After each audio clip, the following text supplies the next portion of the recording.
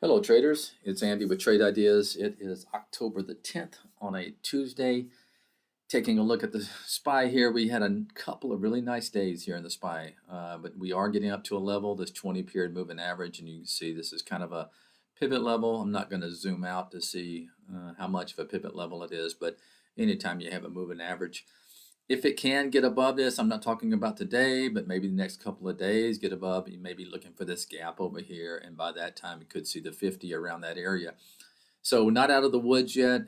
Impressive couple of days. Let's see what happens, but let's take a look at a few stocks that are setting up nicely here.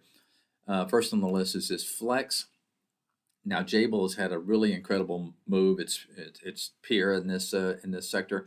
And it is above all of its key moving average, except probably the 200-day, but that's okay. So I'm looking at a break maybe above this, 5-day high. I think if it can do that, it's a good chance it's going to attack that 27 again.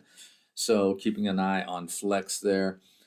Another one on the list is this PRDO. This was on the list a few days ago, and it's going to be again on the list today because I think if it does get through this 1775 level, could be explosive there.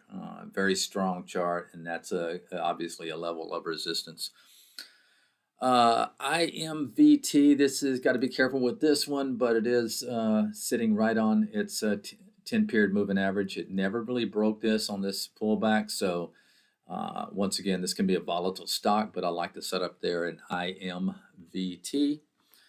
And let's take a look at some others here. Steelcase, SCS.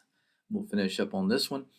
And it is powerful stock there after earnings. Pretty much has been kind of in a channel going sideways. So above that 1130 there can be really explosive maybe in that CSC.